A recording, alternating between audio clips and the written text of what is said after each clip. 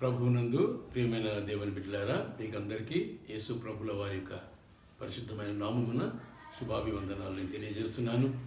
Blessed ministries ద్వారా జరుగుతున్న ఈ పరిచర్య కొరకు దయచేసి మీరందరూ కూడా ప్రార్థన చేయాలని నేను కోరుతున్నాను. గత దినములన్నింటిలో నుంచి మనము దేవుని వాక్యముల నుండి లోతైనటువంటి మర్మములు సత్యములు తెలుసుకుంటున్నాము. మీరు ప్రార్థన చేస్తే మాకెంతో ప్రోత్సాహం. దయచేసి మీరు మా కొరకు ప్రార్థన చేయండి. ఈ పరిచర్య దేవుడు దినదినాభివృద్ధి చేస్తూ ఆయన మహిమపరచబడుతున్నాడు, మమ్మల్ని దీవించి వాడుకుంటున్నాడు. మీకు అందరికీ వందనములు. ప్రార్థన చేసుకుందాం. మహోన్నతుడమైన మా దేవ, స్తుతులకు పాత్రుడా, ఆరాధనీయుడా, కీర్తనీయుడా, నిన్ను స్తుతిస్తున్నాము, ఆరాధిస్తూ ఉన్నాం. మా దినము నుండి ఈ దినం వరకు మమ్మల్ని అందరినీ కాపాడుకుంటూ వచ్చిన దేవుడిని వందనాలు. ఇంతకాలం మమ్మల్ని ప్రేమించి జీవితకాలమంతయు మా ప్రతి అవసరత తీర్చుచు యెహోవా ఈరేగా ఉన్న మా దేవా నిన్ను స్తుతిస్తున్నాము, ఆరాధిస్తున్నాము. మా బలహీనతలలో, మా అభ్యంతరములలో, మా ఆటంకములలో, మా కష్టములలో, మా సమస్యలలో, మా జబ్బులలో మీరు తోడుగా ఉండి కాపాడినటువంటి యెహోవా దేవుడు నీకు వందనాలు. మమ్మను మీ వైపుకు ఆకర్షించుకుంటూ మీ సారూప్యంలోనికి మార్చుకునవాలని ఆశపడుతున్న దేవ నిన్ను స్తుతిస్తున్నాం. అందుకే ఇంత విస్తారముగా నా తండ్రి ఆయా మీడియాల ద్వారా మీ వాక్యాన్ని మాకు అందిస్తున్నారు. అటువంటి పరిచయలో పాల్గొనే భాగ్యము, ధన్యత మాకు ఇచ్చేందుకై కూడా మా కుటుంబమును మీరు ఆశీర్వదిస్తూ నా తండ్రి అనేక విధములుగా దేవుని వాక్యమును ధ్యానిస్తూ అందరికీ అందజేయడానికి ఇస్తున్నటువంటి ఈ మీడియా కొరకై నీకు స్తోత్రాలు, వందనాలు చెల్లిస్తున్నాం. ఈ దిన ధ్యానాన్ని కూడా మీరు దీవించి మాకు అందరికీ ఆశీర్వాదకరంగా చేయమని ప్రార్థిస్తూ ఉన్నాం. ప్రత్యేకంగా ప్రభువ ఫేస్బుక్ ద్వారా వందలాది మంది బిడ్డలు దీవించబడుతున్నారు, ఎంతోమంది ఆకర్షితులవుతున్నారు. వారు మాకు అభినందనలు తెలియజేస్తూ మమ్మల్ని ప్రోత్సహిస్తున్నారు. అటువంటి వారిని, వారి కుటుంబాలను, వారి సంఘాలను, వారి కుటుంబాలన్నింటినీ మీరు దీవించి ఆశీర్వదించమని ప్రార్థిస్తున్నాం. ఈ దినం మీరు ఇచ్చిన చక్కని అవకాశం కొరకు, మంచి వాతావరణం కొరకు, అన్ని విధమైన దీవెనల కొరకు మీకు వందనాలు చెల్లిస్తూ ఈ దిన దీవెనను అందరికీ దయచేయమని, ధ్యానములో మీరు మహిమ పొంది మమ్మల్ని ఆశీర్వదించమని యేసు ప్రభు పరిశుద్ధమైన నామమున ప్రార్థించి వేడుకుంటున్నాం మా తండ్రి, ఆమెన్. ఒక పల్లవి పాడుకుందాము.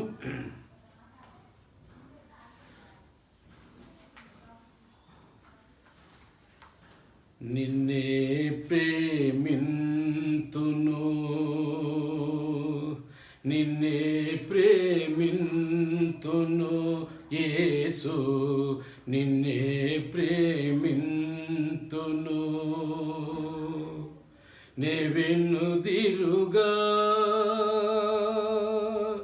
నీ సన్నిధిలో మోకరించి నీ మార్గములో సాగెదా, నిరసించక సాగెదా. నే వెన్నుదిరుగా నిన్నే ప్రేమింతును, నిన్నే ప్రేమింతును యేసు, నిన్నే ప్రేమింతును.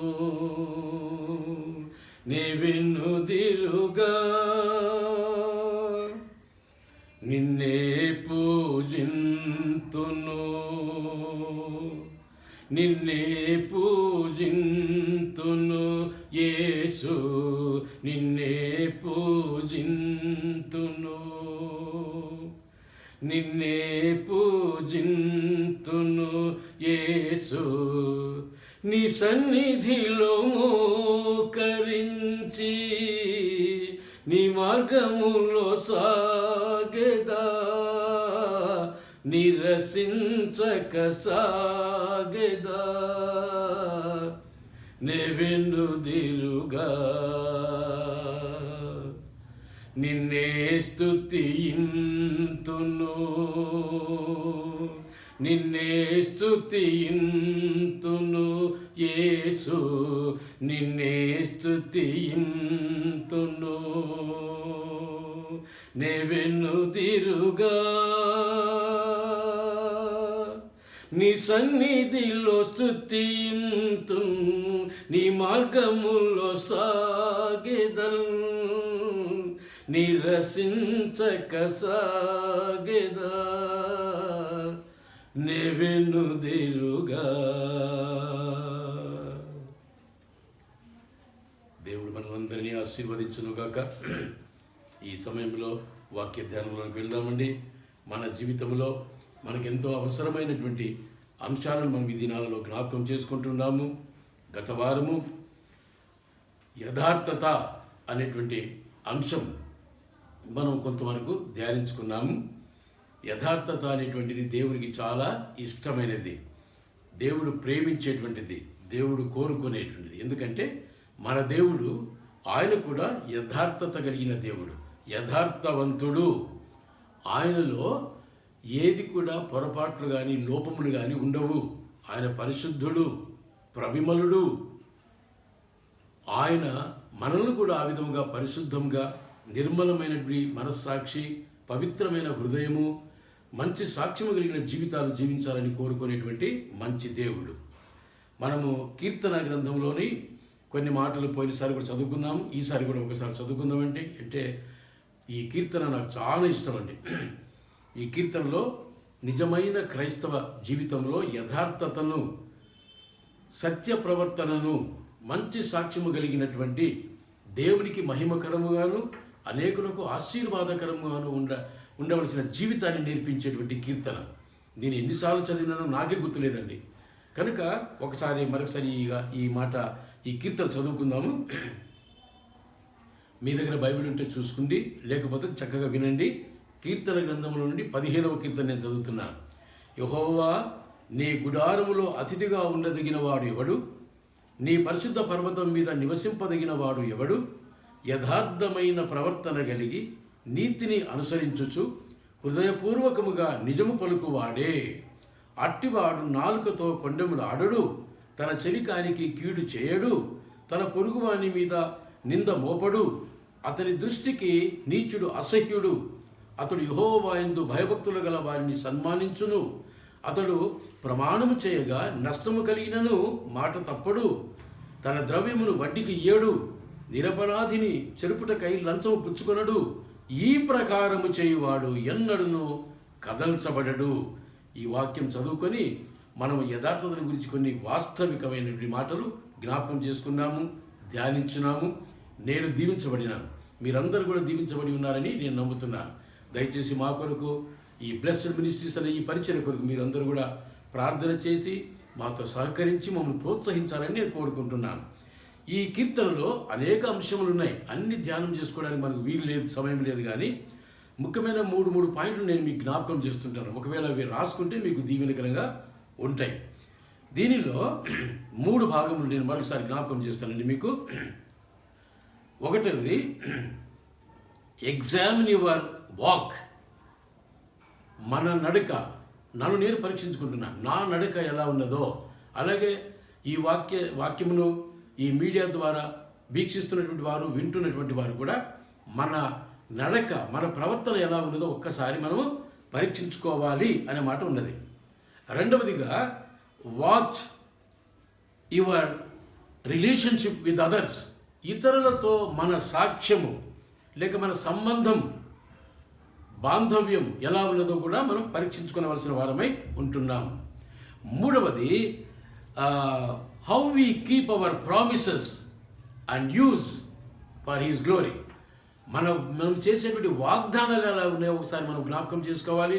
అవి ఇతరులకు ఆశీర్వాదకరంగా ఉన్నాయా, ఆ వాగ్దాన ఫలములు అందరూ అనుభవించగలుగుతున్నామా అనే విషయాలు కూడా మనం జ్ఞాపకం చేసుకోవాలని ప్రాథమికంగా నేను మీకు జ్ఞాపకం చేసుకున్నాం. సింపుల్గా, ఒకవేళ బ్రీఫ్గా, క్లుప్తంగా మీకు చెప్పాలంటే మనకు 3 మాటలు ఇక్కడ కనపడుతున్నాయి. ఎగ్జామిన్ యువర్ వాక్, మీకు సులభంగా గుర్తుండేటట్టు www.com కాదు, కానీ 3 మాటలు మీకు జ్ఞాపకం ఉండేటట్టు నేను జ్ఞాపకం చేస్తున్నా. ఎగ్జామిన్ యువర్ వాక్, మీ నడక ఎలా ఉన్నదో ఒకసారి పరీక్షించుకోవలసిన వారం అంటున్నాం. ఎగ్జామిన్ యువర్ వర్క్స్, మీ క్రియలు ఎలాగున్నాయో ఒకసారి పరీక్షించుకోవాలని వర్క్స్ అనే మాట జ్ఞాపకం చేస్తున్నా. 3వ మాట, ఎగ్జామిన్ యువర్ వర్డ్స్, మన మాటలు, మనం పలికేటువంటి పలుకులు ఎలా ఉన్నాయో ఒక్కసారి మనము పరీక్షించుకోవలసిన వారం అంటున్నాం. ఎందుకంటే యథార్థత, రెండవ వచనం, యథార్థమైన ప్రవర్తన అనే మాట మనం ఆలోచన చేస్తున్నాం, ధ్యానిస్తున్నాం. కనుక ఈ 3 మాటలు మనం జ్ఞాపకం చేసుకుంటూ వాక్, వర్క్స్ అండ్ వర్డ్స్, మన జీవితంలో ఈ 3 మాటలు కూడా చాలా ప్రాముఖ్యత లేక అవసరత కలిగినటువంటి మాటలు, ధ్యానించవలసినటువంటి విషయాలని నేను మీకు జ్ఞాపకం చేస్తున్నా. ఈ 3 మనం కనుక ప్రభువుకు ఆయనకి ఇష్టమైన జీవితాలు కనుక జీవించగలిగినట్టయితే దేవుడు మన ఎడల సంతోషిస్తాడు, మనల్ని ఆశీర్వదిస్తాడు, అనేకులకు ఆశీర్వాదకరంగా చేస్తాడని నేను మీకు తెలియజేస్తున్నాను. కనుక ఈ 3 మాటలు ఇమిడి ఉన్నటువంటి పదమే యథార్థత. ఏది? Walk, works and words. మన నడక, మన క్రియలు, మనం మాట్లాడే మాటలు, మూడింటి యొక్క కలయికయే యథార్థత. యథార్థమైన జీవితము, యథార్థమైన ప్రవర్తన, యథార్థమైన మాటలు, యథార్థమైనటువంటి జీవితాలని దేవుడు మనకు జ్ఞాపకం చేస్తున్నాడు. కనుక ఇంకొక మాటలు చెప్పాలంటే మన మాటల్లో కానీ, జీవితంలో కానీ, జీవిత విధానంలో కానీ ట్రాన్స్పరెన్సీ అంటే నిష్కలంకమైన, పారదర్శకమైన, అంటే లోపల ఒకటి బయట ఒకటి, డ్రామా లాంటిది చేయొద్దు అనేటువంటి మాట స్పష్టంగా దేవుడు జ్ఞాపకం చేస్తున్నాడు. దేవుడు యథార్థవంతుడు కనుక మనం కూడా యథార్థవంతులుగా ఉండాలి.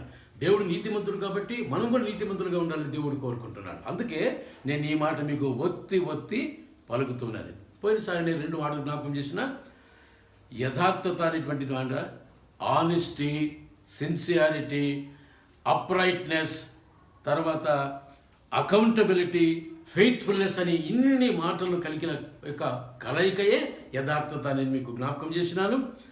ఈ మాటకు ఎంత ప్రాధాన్యత ఇవ్వాలో, ఎంత జాగ్రత్తగా వెంబడించాలో కూడా నేను మీకు జ్ఞాపకం చేసిన. రెండో మాట, యథార్థత అనేటువంటిది it is a divine quality, దైవికమైన లక్షణం. అంటే దేవునికి సాక్షాత్తు దేవుడే కలిగి ఉన్నటువంటి లక్షణం ఏమిటంటే ఆయన యథార్థవంతుడు. ఆయన యథార్థవంతుడు. ఈ 2 మాటలు నేను మీకు జ్ఞాపకం చేసిన. ఇంకా 2 మాటలు మాత్రమే ఈ దినం జ్ఞాపకం చేసి ముగించాలని నేను ఆశపడుతున్నాను. ప్రియమైన బిడ్డలారా, జాగ్రత్తగా విందాము, మనకి ఎక్కువ సమయం కూడా లేదు. జాగ్రత్తగా ఆదికాండము 12వ అధ్యాయం 10 నుండి 20 వచనాలు చదివినట్టయితే, book of Genesis chapter 12 and verses from 10 to 20. ఆదికాండం 12వ అధ్యాయం 10వ వచనం నుండి, యథార్థత లేనందున అపజయం పొందినటువంటి జీవితములు కొన్ని మనకు బైబిల్ గ్రంథంలో తెలుసు. అవి మనం ఎరగనివి కాదు, మనం ఎరిగినవే. ఎవరి జీవితంలో అయితే యథార్థత లేదో వారు అపజయం పాలైపోయారు. దేవునికి మహిమ కలగలేదు కానీ అవమానం కలిగిందని మనం చదువుకోగలం. నంబర్ 1 ఒక మాట నేను మీకు జ్ఞాపకం చేస్తున్నా. అబ్రహాము శారాను గురించి అబీమెలెకుతో అబ్రహాం ఏమన్నాడండి? సోదరి అని చెప్పాడు. వాస్తవంగా సోదరి కాదు. అబద్ధం చెప్పాడా, ఉన్నది ఉన్నట్టుగా చెప్పాడా, లేక ఆ మాట మార్చి చెప్పాడో మనకు అర్థమైపోతుంది. ఇలాంటి సందర్భాలు మన జీవితాల్లో అనేకమైన ఉంటవి. మనం ఇతరులతో మాట్లాడేటప్పుడు మనం దేవుని బిడ్డలము, దేవుని కొరకు సాక్షులుగా ఉండవలసిన వారము, యథార్థత, దేవుడు యథార్థవంతుడు, మనం కూడా యథార్థతను ఇతరులకు చూపించవలసిన వారం అనే మాట మర్చిపోకుండా ఇష్టం వచ్చినట్లు మాట్లాడుతుంటాం. నోరు తెరిస్తే కొంతమందికి అబద్ధం అండి, నోరు తెరవగానే అబద్ధం మాట్లాడతారు. లేస్తేనే అబద్ధం మాట్లాడుతున్నారని చెప్పి కొంతమంది కామెంట్ చేస్తుంటారు. మనం అంటే లేచినప్పుడే తెల్లవారుజామున అబద్ధాలు ఆడుకుని సత్యం మాట్లాడాలి, మిగతా దినం ఎట్లపడినా పర్వాలేదని నేను అనడం లేదు. కానీ అంటే జీవితం దినంలో ప్రారంభించే ముందే మొట్టమొదటి మాట అబద్ధం. రాత్రి 8 గంటలు పడుకున్నాం అంటే చాలా లేట్ అయిందండి, 3 గంటలు అయింది అంటారు. 3 గంటలకి ఎవరైనా పడుకుంటారండి? మాట్లాడగల 12, 1 గంటకు పడుకుని ఉండొచ్చు. అక్కడ కూడా అబద్ధమే. అంటే యథార్థత, సత్యమును మర్చిపోయి అబద్ధమునే ప్రేమించేటువంటి జీవితాలు మనలో ఉంటాయి అనేటువంటి మాట నేను మీకు జ్ఞాపకం చేస్తూ ఈ మాట చెప్తాను. అబ్రహాము లాంటి వాడు శారాను గురించి సత్యం చెప్పలేకపోయాడు కానీ సోదరి అని చెప్పాడు. ప్రియమైన బిడ్డలారా, ఇలాంటివి మనం విన్నప్పుడు అంటే ఆయన ఉద్దేశం ఏమిటి? ఏం పొరపాటు చెప్తున్నాడు? ఏమైనా ఆలోచన చేసినాడు? అంటే అనాలోచితముగా, అసందర్భముగా, అనవసరంగా మనం మాట్లాడే మాటల్లో ఇలాంటి పొరపాట్లు జరుగుతాయి. కొన్ని తెలియకుండా జరుగుతాయి, కొన్ని బుద్ధిపూర్వకంగా జరుగుతాయి, కొన్ని కావాలనే మనం చేస్తాం ఇలాంటివి. పొద్దున్న ఏమిటి బ్రేక్ఫాస్ట్ చేసేస్తారంటే దోశ తిన్నాం లేండి, అసలు ఆ ఇంట్లో ఆ రోజు టిఫినే చేయలేదు. అనవసరంగా దేవుని నామమునకు అప్రతిష్ట చేసేటువంటి మాటలు, అబద్ధపు మాటలు మనం మాట్లాడుతుంటాం అనవసరంగా. అంటే అవసరం వచ్చినప్పుడు మాట్లాడవచ్చు అని చెప్పి నేను అనడం లేదు. టిఫిన్ చేసి ఉండాలి, చేసినామని చెప్పాలి, లేకపోతే లేదని చెప్పాలి. కనుక ఇలాంటి జీవితాలు మనం చూసినప్పుడు లేక చదివినప్పుడు మన జీవితాన్ని దిద్దుకోవాలి. యథార్థత లేనటువంటి మాటల్లో తప్పకుండా అపజయం కలుగుతుంది. నువ్వు ఓడిపోతావు, నీ మాట ఓడిపోతుంది, నీ బ్రతికే ఓడిపోతుంది, నీ సాక్ష్యం ఓడిపోతుంది. అంత మాత్రమే కాదు, దేవుని మాటకు కూడా ఓటమి కలుగుతుంది, అపజయం కలుగుతుంది, దేవుని నామమునకు అవమానం కలుగుతుంది అనేవి. వీళ్ళు ఏంటండి, క్రైస్తవులు అంటే మనకంటే మంచివారు, లేకపోతే వారు సత్యం అనుసరించి నడుచుకుంటుంటారు, అబద్ధాలు ఆడరని అనుకుంటే కానీ వాళ్ళు కూడా అబద్ధాలు ఆడుతున్నారు ఏంటని క్రైస్తవేతరులు మన గురించి కామెంట్ చేయడం చూస్తుంటాం మనం. కనుక అటువంటి పొరపాట్లు మనము చేయకూడదు. ప్రవక్త అయిన ఎలీషా దగ్గర గెహాజీ యథార్థముగా ప్రవర్తింపక అన్యాయముగా ఫలితముగా కుష్ఠరోగం తెచ్చుకున్నాడు. బైబిల్ చదివేటప్పుడు ఈ మాటలు మనం గమనిస్తున్నామా? ప్రవక్త అయిన ఎలీషా దగ్గర ఉన్నాడు గెహాజీ, యథార్థంగా ప్రవర్తించలేకపోయాడు, అబద్ధం చెప్పాడు. దాని యొక్క పర్యవసానం ఏమైందండి? కుష్ఠరోగం వచ్చింది. కనుక యథార్థతను మనం విస్మరించినట్టయితే, నిర్లక్ష్యం చేసినట్టయితే దానికి కావలసినటువంటి ఫలితం తప్పకుండా మనము అనుభవించి తీరవలసి వస్తుంది. జాగ్రత్త, యథార్థము కలిగి ఉండాలని దేవుడు మనం హెచ్చరిస్తున్నాడు. పరిశుద్ధాత్మను అనేటువంటి వరమును పొందాలని ఆశించినప్పుడు బైబిల్ గ్రంథంలో మనకు ఒక వ్యక్తి తెలుసు, గారడీ వాడైన సీమోను. వాడు ఏం చేస్తున్నాడు? మాయ చేస్తున్నాడు. యథార్థమైన తలంపులు హృదయము అతనిలో లేనందున గొప్ప ప్రమాదంలో పడిపోయాడు. కనుక సత్యమును యథార్థతను ప్రేమించక అబద్ధమును మోసమును మనం ప్రేమించి ప్రవర్తించినట్లయితే, మాట్లాడినట్లయితే, బ్రతికినట్టయితే దాని పర్యవసానం తప్పకుండా మనము అనుభవించాల్సి వస్తుంది. అందుకే దేవుడు అంటున్నాడు యథార్థత లేకపోతే మనకు తప్పనిసరిగా అపజయమే, ఓటమి పాలైపోతాం అనేటువంటి మాట మనం జ్ఞాపకం చేసుకోవాలి. అది నువ్వు తొందరగా గమనించలేకపోవచ్చు, కానీ చివరికి అదే ఫలితమని నువ్వు అనుభవించబోతావని చెప్పి నేను మీకు జ్ఞాపకం చేసుకున్నాను. దైవాశీర్వాదములకు తలంపులలో కానీ, ఉద్దేశములలో కానీ, క్రియలలో కానీ యథార్థత ఎంత అవసరమో మన జీవితంలో మనం క్రమేణా ముందుకు సాగుతుండగా మనం గమనిస్తాం. నేను ఆ రోజు ఉన్నది ఉన్నట్టుగా సత్యం చెప్పినందువల్ల కదా నాకు ఇంత మంచి ఉద్యోగం దొరికింది, ఇంత మంచి జీతం ఉన్నది, ఇంత మంచి కుటుంబం దేవుడు నాకు ఇచ్చాడు, ఇంత మేము తృప్తికరమైన జీవితం, సంతుష్టికరమైన జీవితం జీవిస్తున్నాం కదా అని నీవే దేవుని స్తుతిస్తావు ఒకసారి. ఎప్పుడు? యథార్థతను గమనించినప్పుడు. యథార్థతను విస్మరించినట్టయితే, నిర్లక్ష్యం చేసినట్టయితే దాని పర్యవసానం తప్పకుండా మనం అనుభవించవలసి వస్తుంది. శారా విషయంలో యథార్థత కలిగి ప్రవర్తించినందున దేవుడు అబీమెలెకును భద్రపరిచినాడు. ఇలాంటి ఉదాహరణలు, మాదిరికరమైన జీవితాలు బైబిల్లో ఎన్నో ఉన్నాయి. వాటి చదువుతూనే ఉన్నాం, కానీ మనం ఇంకా మన జీవితాలను చక్కదిద్దుకోవడం లేదు. సరైన జీవితం, దేవునికి ఇష్టమైన జీవితం జీవించలేకపోతున్నాం. ఎందుకంటే మనము యథార్థతను కోల్పోయామనేటువంటి మాట మనం గ్రహించవలసిన వారమేంటో. కనుక యథార్థత లేకపోతే మన జీవితంలో ఎంతసేపు మనకు అపజయమే ఎదురవుతుంది. జాగ్రత్త. మరి అపజయాన్ని సిద్ధపడుతున్నావా? జయం కావాలా? జయ జీవితం కావాలా? దేవునికి సంతోషం కావాలా? సమాధానం కావాలా? దేవునికి ఇష్టమైన జీవితాలు జీవించాలా? అట్లయితే యథార్థత అనేటువంటి గొప్ప లక్షణం, అప్రైట్నెస్, సిన్సియారిటీ, నమ్మకత్వము, లెక్క అప్పగించేటువంటి జీవితాలు మనము కలిగి ఉండాలని దేవుడు జ్ఞాపకం చేస్తున్నాడు. అలాగే రాజైన హిజ్కియా జీవితంలో కూడా మరి 15 సంవత్సరాలు పొడిగించబడటకు కారణము యథార్థత. ఇలాంటి ఉదాహరణలు, మాదిరికరమైన జీవితాలు బైబిల్ గ్రంథంలో చదువుతున్నప్పటికీ కూడా మనం ఇంకా నోటి మాటలతోనే మనము మోసపుచ్చుతూ జీవితాన్ని గడిపేసుకుంటున్నాము, మోసపోతున్నాము, ఇతరులు కూడా మోసం చేస్తున్నాము, చివరికి దేవుణ్ణి కూడా మనం మోసం చేయాలని ప్రయత్నం చేస్తున్నాము. యెషయా గ్రంథం 38వ అధ్యాయం 3 నుండి 5 వచనాలండి. నాకు చాలా ఇష్టమైన వాక్యం, దయచేసి మనం చదువుదాము. యెషయా గ్రంథము 38వ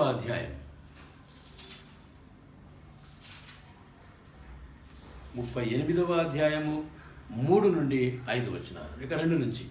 అతడు తన ముఖమును గోడ తట్టు తిప్పుకొని, యెహోవా, యథార్థ హృదయుడనై సత్యముతో నీ సన్నిధిని నేనెట్లు నడుచుకుంటునో, నీ దృష్టికి అనుకూలముగా సమస్తమును నేనెట్లు జరిగించుతునో కృపతో జ్ఞాపకం చేసుకొనుమని హిజ్కియా కన్నీళ్లు విడుచుచు యెహోవాకు ప్రార్థింపగా, యెహోవా వాక్కు యెషయాకు ప్రత్యక్షమై ఈలాగు సెలవిచ్చెను. నీవు తిరిగి హిజ్కియా యొద్దకు పోయి అతనితో ఇట్లనము, నీ పితరుడైన దావీదునకు దేవుడైన యెహోవా నీకు సెలవిచ్చినది ఏమనగా, నీవు కన్నీళ్లు విడుచుట చూచితిని, నీ ప్రార్థన నేను అంగీకరించి ఉన్నాను. ఇంకా 15 సంవత్సరముల ఆయుష్కాలం నీకు ఇచ్చేదను. మరియు ఈ పట్టణం నేను కాపాడుచు నిన్నను ఈ పట్టణమందు అశ్షూరు రాజు చేతిలో పడకుండా నడిపించేదను. యెహోవా తాను పలికిన ఈ మాటలు నెరవేర్చు వరకు ఇది యెహోవా వలన నీకు కలిగిన సూచన. ఆహాజు ఎండ గడియారం మీద సూర్యుని కాంతి చేత దిగిన నీడ మరలా 10 మెట్లు ఎక్క చేసేదను. ప్రియమైన బిడ్డలారా, హిజ్కియా జీవితంలో ఆయన జీవితం ఆయుష్కాలం పొడిగించబడటం కారణం యథార్థత.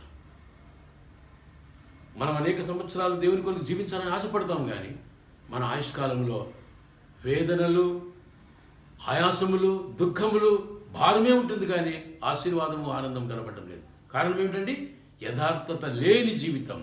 యథార్థత లేని జీవితం కనుక దేవుని దృష్టికి అనుకూలము, తర్వాత ఆయన మహిమార్థమై జరిగించినటువంటి మాటలను మనం జ్ఞాపకం చేసుకున్నప్పుడు దేవుని వాక్యం నుండి మన జీవితాలను దిద్దుకొనవలసిన వారమై ఉంటున్నాం. కనుక 3వ మాట ఈరోజు అపజయము.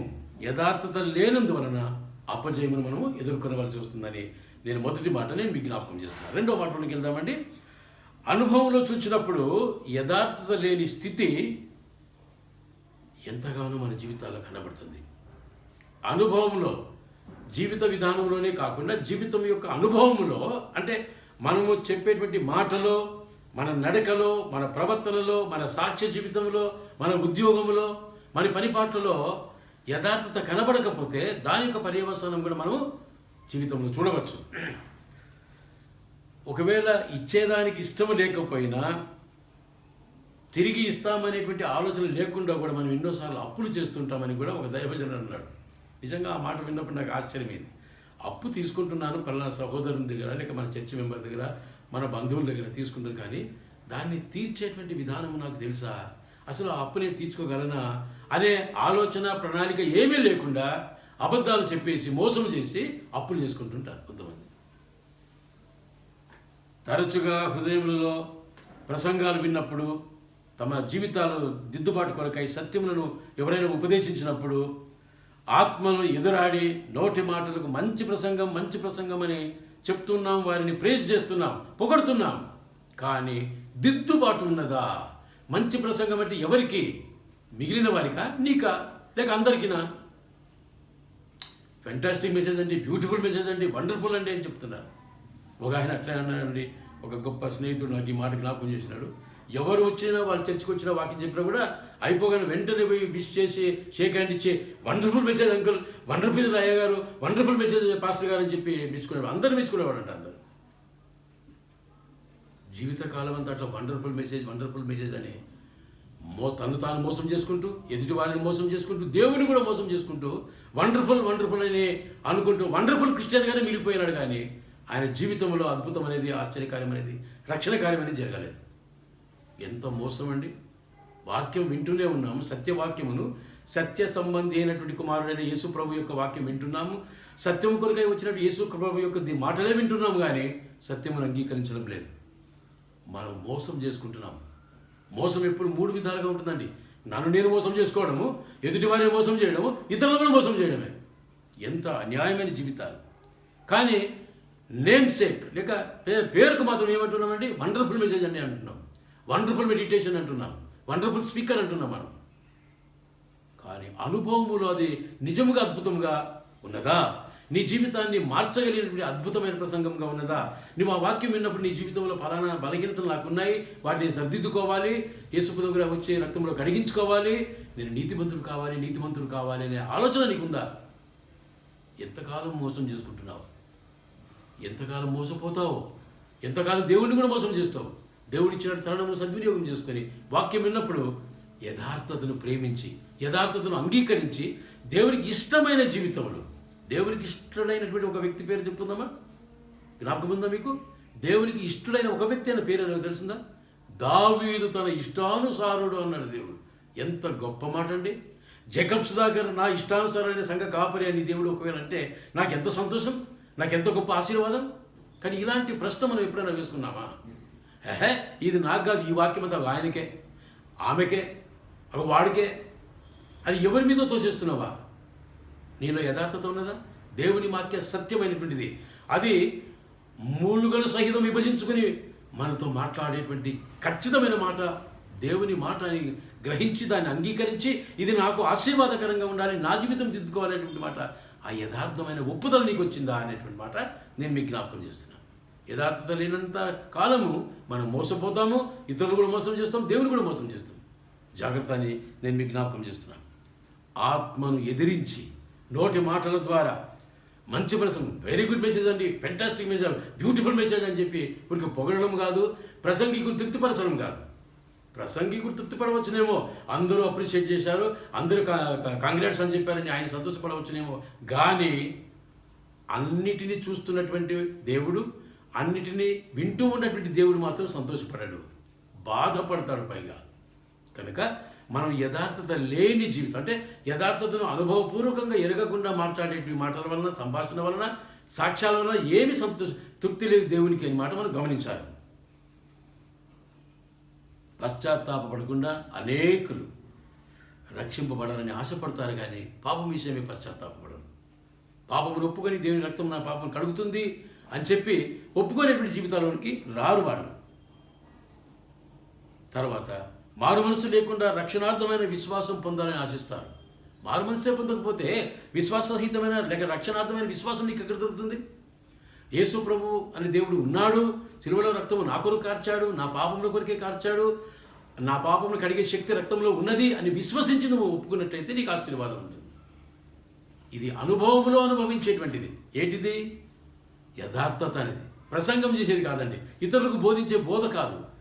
వ్యక్తిగతంగా, కుటుంబంగా, సంఘంగా మనం అనుభవించవలసినటువంటి అనుభూతి ఏమిటంటే యథార్థత. విశ్వాసము లేకుండా అనుభవమును చూచుటకై ప్రయత్నిస్తే దానివల్ల మనకు ప్రయోజనం ఏమి, ఆశీర్వాదం ఏమి ఉండదు. పాపములకై శిక్షింపబడకుండా దేవుని పొందనటువంటి బిడ్డలు ఎంతోమంది నాశనం అయిపోయారు. కనుక అటువంటి జీవితంలో పడబోదు. హృదయం అనేటువంటి ఈ పాత్ర ఖాళీ చేయమని దేవుడు అడుగుతున్నాడు.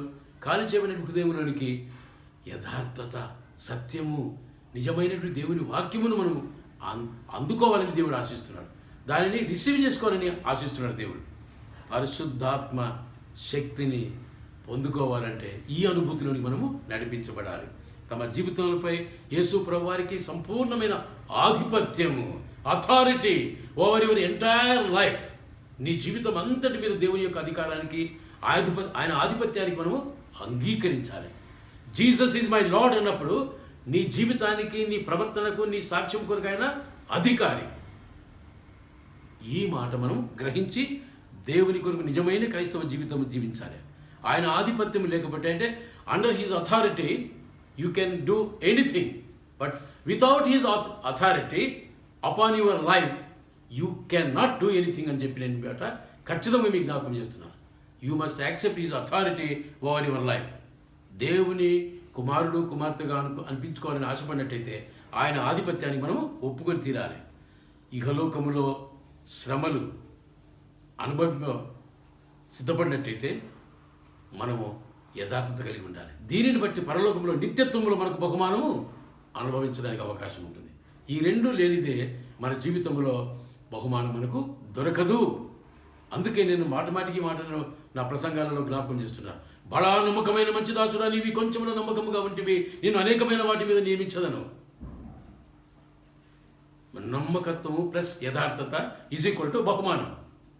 ఎవరైతే యథార్థత కలిగి, నమ్మకత్వము కలిగి ఆయన కొరకు పనిచేస్తారో, జీవిస్తారో వారికి పరలోకంలో నిత్యత్వంలో బహుమానం ఉంటుందని 100% మనకు వాక్యం జ్ఞాపకం చేస్తున్నది. మరి ఈ మాట మనం ఎప్పుడైనా ఆలోచన చేసినామా?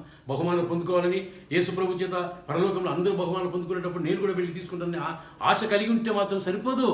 దాని కొరకు మనం యథార్థత, నమ్మకత్వము కలిగి ఉన్నటువంటి వారికి, నమ్మకమైన వారికే దీవెనలు వస్తాయి. యథార్థమైన వారి జీవితం జీవించిన వారికే దీవెనలు వస్తాయి, బహుమానం ఉంటాయి. ఇవన్నీ దేనిని సూచిస్తున్నాయండి? ఆలోచన చేసుకోవాలి ఒకసారి. యథార్థత అని ఒక్క మాట, ప్రాముఖ్యమైన మాట. యథార్థత ఉన్నదా లేదా? ఈ ఉదయకాలం మనం జ్ఞాపకం చేసుకుందాం. యథార్థముగా ప్రవర్తించే వారికి దేవుడు కొన్ని వాగ్దానాలు జ్ఞాపకం చేస్తున్నాడు. అవి చదువుకొని ముగించుకుందాం. నంబర్ 1, యథార్థముగా ప్రవర్తించువాడు తప్పనిసరిగా రక్షణ అనుభవంలోనికి వస్తాడు. దేవుడు అలాంటి వారి కొరికే కనిపెడుతున్నాడు. నీతిని అనుసరించి యథార్థముగా మాట్లాడుతూ ఉండువాడు ఉన్నత స్థలములో ఉంటాడు ఎప్పుడు కూడా. God is going to elevate who is honest, who is truthful, who is following the word that is truth. సత్యమైనటువంటి ఆయన వాక్యాన్ని అంగీకరించి దాని ప్రకారం యథార్థంగా ప్రవర్తించే వారికి దేవుడు ఉన్నతమైన స్థలంలో ఒక బహుమానము ఏర్పాటు చేశాడు. యథార్థవంతులకు చీకటిలో వెలుగు పుట్టును అనేటువంటి కీర్తన గ్రంథంలో 112వ కీర్తన 4వ వచనంలో యథార్థవంతులకు చీకటిలో వెలుగు పుట్టును. No longer darkness but there will be a light. ఈ మాట మనకి ఎన్నిసార్లు మనము దుఃఖంలోనే కృంగిదలలో ఉండిపోతాం, కానీ నమ్మకంగా ఉన్నావా, యథార్థతను అనుసరించినవా, ఒకరోజు నీకు తప్పకుండా వెలుగు నీ జీవితంలో ప్రకాశిస్తుంది. యథార్థవంతులు ఆయన సన్నిధిలో నివసించదురు అనే మాట కూడా అండి. కీర్తన గ్రంథం 11వ కీర్తన 7వ వచనంలో యథార్థవంతులు దేవుని సన్నిధానంలో ఆనందిస్తారు. వారిని బలపరచుటకు యెహోవా కనుదృష్టి లోకమందంతటా సంచారము చేయుచున్నది. 2వ దినవృత్తాంతముల గ్రంథం 16వ అధ్యాయం 9వ వచనం. 2 Chronicles chapter 16 and verse 9. యెహోవా నీ గుడారములో అతిథిగా ఉండదగిన వాడెవడు, నీ పరిశుద్ధ పర్వతం మీద నివసింపదగిన వాడెవడు, యథార్థమైన ప్రవర్తన కలిగి నీతిని అనుసరించుచు హృదయపూర్వకముగా నిజము పలుకువాడే. ఇంత శ్రేష్టమైన వాక్యం ఏ గ్రంథంలో మీకు కనబడదండి. మనం ఇంతటితో ఈ వాక్య ధ్యానాన్ని ముగించుకుందాం. కీర్తన గ్రంథం 15వ కీర్తన 1వ వచనం 2వ వచనం. యథార్థమైన ప్రవర్తన కలిగి నంబర్ 1, నీతిని అనుసరించుచు నంబర్ 2, హృదయపూర్వకముగా నిజము పలుకువాడే 3వ మాట నంబర్ 3. ఎందుకు నేను ఇంతగా నొక్కి నొక్కి చెప్తున్నాను? ఇది మా తండ్రి దగ్గర చూసినాను. ఆయన ఉద్యోగంలో, ఆయన గుణ లక్షణాలలో, ఆయన ప్రవర్తనలో నేను చూశాను, నేను నేర్చుకున్నాను. దేవుడు నన్ను ఆశీర్వదించినాడు. నాకు ఈ వాగ్దానం మేరకు there is a reward in heaven kept ready for me. పౌలుల అంతటి వాడిని కాకపోయినా నేను కూడా నాకు దేవుడు నా తండ్రి లాంటి యథార్థమైన జీవితం జీవించాను, ఒక బోధకునిగా సంఘ కాపరిగా జీవించాను. కాబట్టి నాకు కూడా 15వ కీర్తనలో 1వ వచనం 2వ వచనం ఉన్నటువంటి బహుమానం నాకు దొరుకుతుందని నేను కనిపెడుతున్నాను. ప్రియమైనటువంటి దేవుని పిల్లలారా, మీరెవరైనా పర్వాలేదు, ఏ సంఘానికి వెళ్ళినా పర్వాలేదు, కానీ నీ జీవితంలో వ్యక్తిగతంగా, కుటుంబ జీవితంలో, సంఘ జీవితంలో, ఉద్యోగ జీవితంలో యథార్థత కలిగి ఉన్నావా? దేవుడికి తప్పకుండా God is going to reward you 100% positively, definitely. ఈ మాట మనం ఖచ్చితంగా జ్ఞాపకం చేస్తాం. సత్యం కొరకు అన్వేషించినాము, సత్యమైన యేసుక్రీస్తు మనకు దొరికాడు. రెండవదిగా యథార్థత, అదే same important word, like truth, like light, honesty, sincerity, accountability అనేది మన జీవితంలో దేవుని బిడ్డలుగా మనం కలిగి ఉండాలని దేవుని పేరిట మీకు ఆనబెడుతున్నాను. ప్రార్థన చేసుకుందాం. ప్రార్థన వినని పావనడానికి స్తోత్రములు. బైబిల్ గ్రంథంలో ఇన్ని శ్రేష్టమైన మాటలు, ఎన్ని శ్రేష్టమైన తలంపులు మా కొరకు మీరు రాయించినారయ్యా. మీ సేవకులు అనేక మంది యథార్థతను, సత్యమును అనుసరించి మీ కొరకు యథార్థముగా, సత్యముగా జీవించి మా కొరకు మంచి సాక్ష్య జీవితాన్ని బైబిల్ గ్రంథంలో రాయించినారు. వాటిని చదువుతున్నప్పుడు ఎంత బాగుంది వాక్యము, ఇంత గొప్ప వాక్యం ఎక్కడ దొరకలేదని అంటున్నామో కానీ దానిని అనుసరించి నడుచుకోవడానికి మేము ప్రయత్నిస్తున్నామన్న గొప్ప ప్రశ్నార్థకమైన సూచన మా ముందు ఉంచినారు. ప్రభువా, we thank you for this online streaming ministry. ఈ దినాలలో అనేక రకమైనటువంటి సాధనముల ద్వారా, మీడియా ద్వారా, ముఖ్యముగా నా తండ్రి ఫేస్బుక్ ద్వారా, యూట్యూబ్ ద్వారా అనేక రకమైనటువంటి విధములుగా మీ వాక్యాన్ని వినిపిస్తున్నారు క్రైస్తవ లోకానికి. ప్రభువా, పోయిన వారము ఈ వారము యథార్థత అనేటువంటి ఒక ప్రాముఖ్యమైనటువంటి యథార్థమైనటువంటి ఒక సందేశాన్ని మాకు ఇచ్చినందుకే వందనాలు. నేనెంతో దీవించబడ్డాను ప్రభా, నీకు స్తోత్రములు. వాక్యం వీక్షిస్తున్న వారు, వింటున్నటువంటి వారు కూడా ప్రతి ఒక్కరు, ప్రతి కుటుంబము, ప్రతి సంఘస్థులు దీవించబడాలని కోరుకుంటున్నాను. దీనిలో ఎంత మీరు మర్మము దాచి ఉంచినారో, ఎన్ని గొప్ప ఆశీర్వాదాలు మీరు ఉంచినారో అది అందరూ తెలుసుకొని యథార్థతను వెంబడించడం. ఎందుకంటే మేము ఒకరోజు మీ దగ్గర నిలబడవలసింది, మీ సన్నిధిలో నిలబడవలసి వస్తుంది. మీరన్నీ కూడా మమ్మల్ని పరిశీలిస్తూ పరీక్ష చేస్తుండగా మేము జవాబు చెప్పాల్సిన వారం వింటున్నాం. అక్కడ యథార్థతే ఒక్కటే ప్రాముఖ్యమైనది, అక్కడ నమ్మకత్వం మాత్రమే ప్రధానమైనది, అక్కడ లెక్క చెప్పడం మాత్రమే నిలబడి ఉన్నది. దానిని బట్టి మీరు పరలోక బహుమానం మాకు ఇవ్వబోతున్నారు. అందుకొరకే మేమందరం సిద్ధపట్టుకు సహాయం చేయమని వాక్యం విన్న ప్రతి వ్యక్తిని, ప్రతి కుటుంబాన్ని మీ చేతులకి సమర్పించుకుంటూ ఈ మా ప్రార్థన మా ప్రభువును ప్రియరక్షకుడైన యేసుస్వామి పేరట ప్రార్థించి వేడుకుంటున్నాం మా తండ్రి. ఆమెన్. తండ్రి దేవుని యొక్క ప్రేమ, కుమారుడైన యేసుక్రీస్తు వారి యొక్క కృప, పరిశుద్ధాత్మ యొక్క అన్యోన్య సహవాసము సమాధానం మనకందరికీ ప్రత్యేకంగా యథార్థత అనేటువంటి ఈ మాటను ఇష్టపడి దాన్ని అర్థం చేసుకొని దాని యందే జీవించే వారి ప్రతి ఒక్కరికి కూడా ఇప్పుడును ఎల్లప్పుడును సదాకాలము తోడైండును గాక. ఆమెన్.